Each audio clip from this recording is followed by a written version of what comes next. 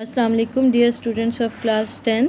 Today our topic is function of human kidney.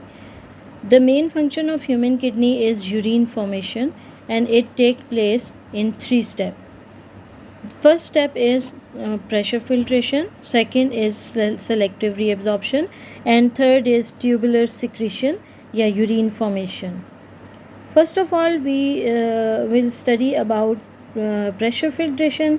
इसमें क्या होता है, इसके अंदर आपने देखा था फंक्शन ऑफ किडनी को स्टडी करने के लिए हमें पहले स्ट्रक्चर ऑफ नेफ्रॉन हमने पढ़ी है, जिसके अंदर हमने उसके डिफरेंट पार्ट्स देखे हैं. जिसके सेंटर में जो है वो बंच ऑफ कैपिलरीज है जिसको ग्लोमेरुलस हमने कहा है. ग्लोमेरुलस के आसपास एक कप लाइक स्ट्रक्चर है जिसे हम बोमेन कैप्सूल कहते हैं. जो pressure filtration first step of kidney urine formation है वो इसी हिस्से में होता है.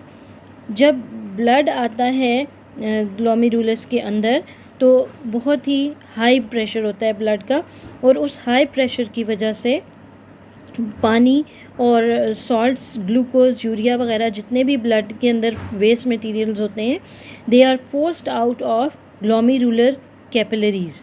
ग्लोमेरुलस के अंदर जो ब्लड कैपिलरीज होती हैं उनसे वो बाहर आ जाता है, यानी कि बोमेन कैप्सूल के अंदर चला जाता है.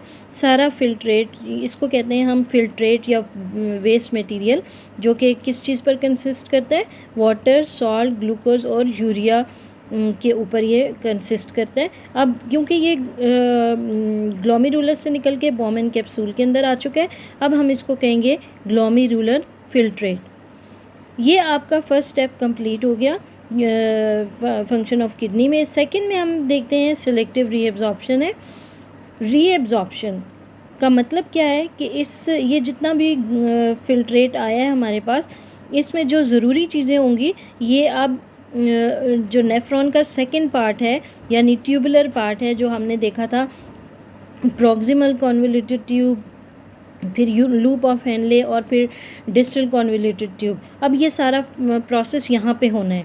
सेकंड स्टेप जो है सेलेक्टिव रीएब्जॉर्प्शन, इसके अंदर होता ये है कि 90% जितना भी हमारे पास ग्लोमेरुलर फिल्ट्रेट आया है उसका 90% जो है वो वापस रीएब्जॉर्ब हो जाता है, वापस ब्लड कैपिलरीज के अंदर रीएब्जॉर्ब हो जाता है. आपको मैंने बताया था कि ये जो हमारी हैं नेफ्रॉन है, इनके ऊपर ब्लड कैपिलरीज का एक नेटवर्क बना होता है.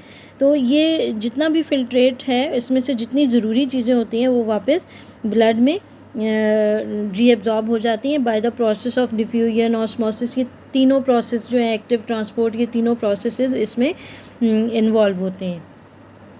अब उसके बाद क्या होता है कि कुछ पानी जो है पानी और सॉल्ट्स जो हैं वो आपके प्रॉक्सिमल कॉन्वोल्यूटेड ट्यूब्यूल के अंदर रीएब्जॉर्ब होते हैं by the process of osmosis. कुछ जो हैं वो आगे चल के डिसेंडिंग लूप ऑफ हेनले के अंदर जाके एब्जॉर्ब हो जाते हैं, और जो बाकी बच जाते हैं अगर नहीं एब्जॉर्ब हो पाते तो वो लूप डिस्टल कॉन्वोल्यूटेड ट्यूब्यूल के अंदर जाके एब्जॉर्ब हो जाते हैं. थर्ड स्टेप आपके पास आ जाता है. अब ये रीएब्जॉर्प्शन का प्रोसेस मुकम्मल हो चुका है, आपका सेकंड स्टेप भी मुकम्मल हो चुका है.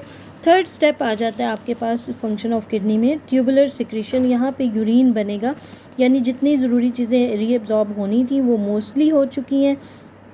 अब आपके पास मोस्टली जो है वो आइंस, केराटिनाइन, यूरिया वगैरह जो है ये ब्लड से फिल्ट्रेट के अंदर आना शुरू होते हैं, और this is done to maintain the blood at a normal pH. क्योंकि अगर ये ब्लड के अंदर ये भी ऐसे मटेरियल्स हैं जो अगर ब्लड के अंदर मौजूद रहेंगे तो ये उसकी पीएच बढ़ा देंगे, तो ये ब्लड से निकल के आ जाते हैं वेस्ट मटेरियल के तौर पे रीनल ट्यूब्यूल के अंदर.